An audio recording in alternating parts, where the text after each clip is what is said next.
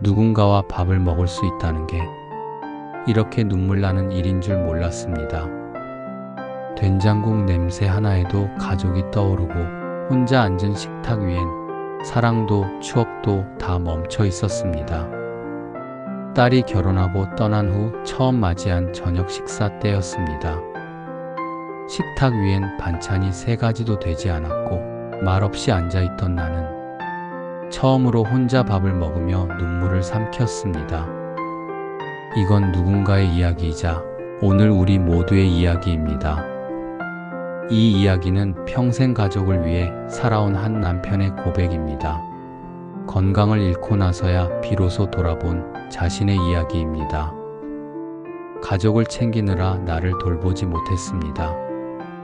식탁에서 내가 빠지자 가족들 대화도 줄고 식사는 조용해졌습니다. TV 소리만 가득한 저녁 시간에 내가 지켜온 자리가 얼마나 컸는지 그제야 알게 됐습니다. 늘 괜찮다고 참아왔던 아픔이 결국 나를 쓰러뜨렸습니다. 병원 침대에 누워 처음 든 생각은 이제 누가 아내 밥을 챙기지? 였습니다. 내가 없으니 아내가 무릎 아픈 다리를 끌고 매 끼니를 준비하더군요. 나 하나 빠졌을 뿐인데 밥상도 마음도 무너졌습니다. 미안했습니다.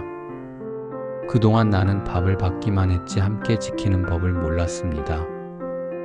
이제는 나부터 살피는 게 가족을 위한 길이란 걸 알게 됐습니다.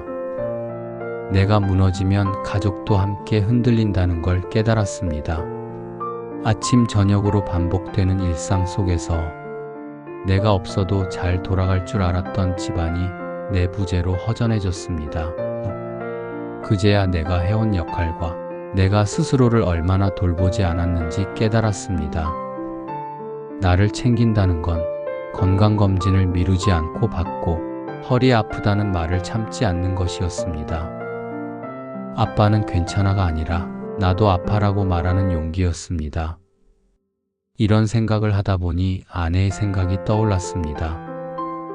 그건 한 번도 쉬지 않았던 밥상, 그 빈 자리를 채우는 건 사랑이었습니다. 그걸 모르고 너무 오래 살았습니다.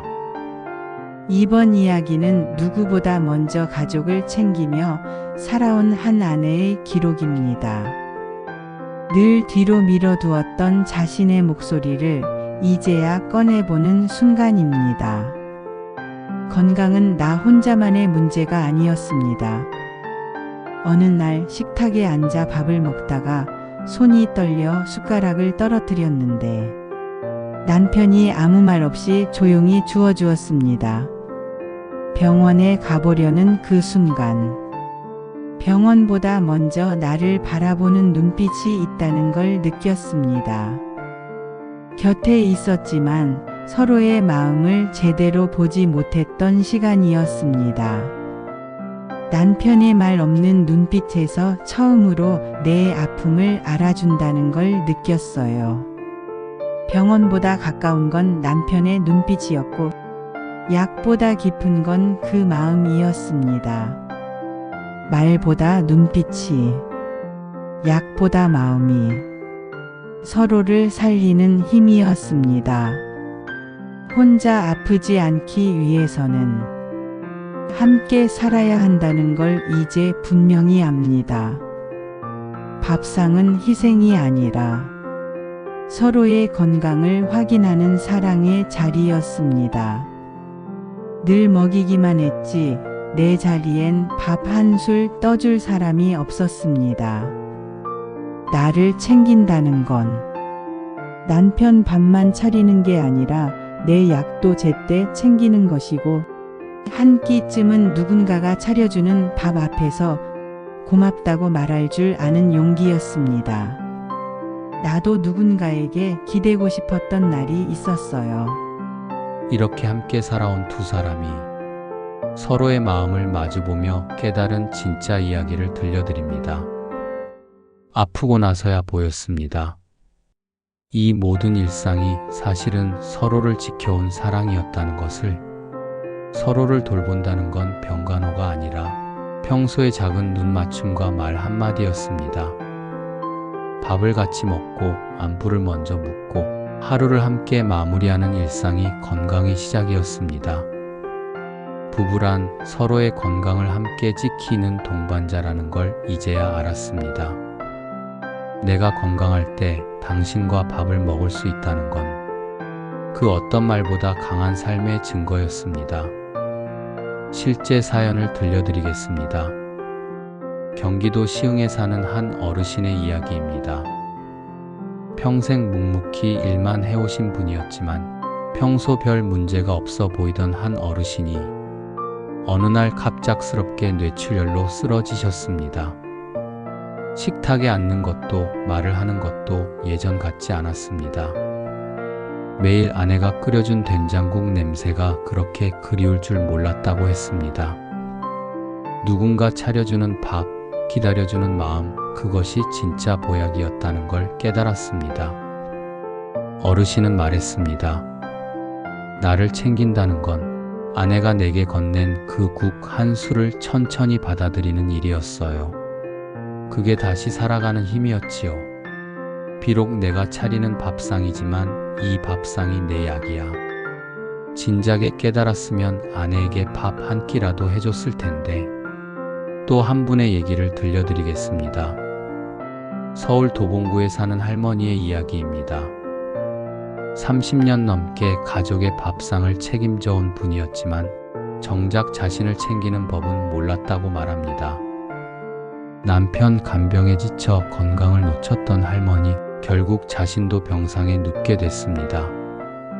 병실에서 가장 먼저 떠오른 건 남편과 함께 먹었던 저녁 밥상이었습니다.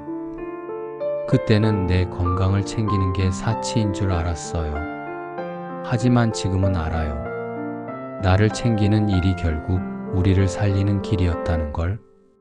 나를 챙기는 일은 남편 밥에만 신경 쓰던 그 시간을 줄이고 내 몸 상태를 하루에 한 번쯤 들여다보는 것이었습니다. 나를 챙기는 일이 결국 서로를 살리는 일이었다고 고백했습니다. 이제 부부 건강에 대한 전문가의 이야기를 들어보겠습니다. 우리의 일상이 어떻게 건강을 만들고 관계를 지켜내는지 밝혀드립니다. 부부가 함께 식사를 자주 하면 정서적 안정은 물론 실제 건강에도 큰 도움이 됩니다. 의학적으로도 이건 삶을 지키는 습관으로 인정받고 있습니다.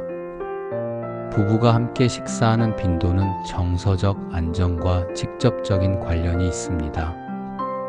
혼밥을 자주 하는 노인의 경우 심혈관 질환 위험이 2배 이상 높다는 연구 결과도 있습니다.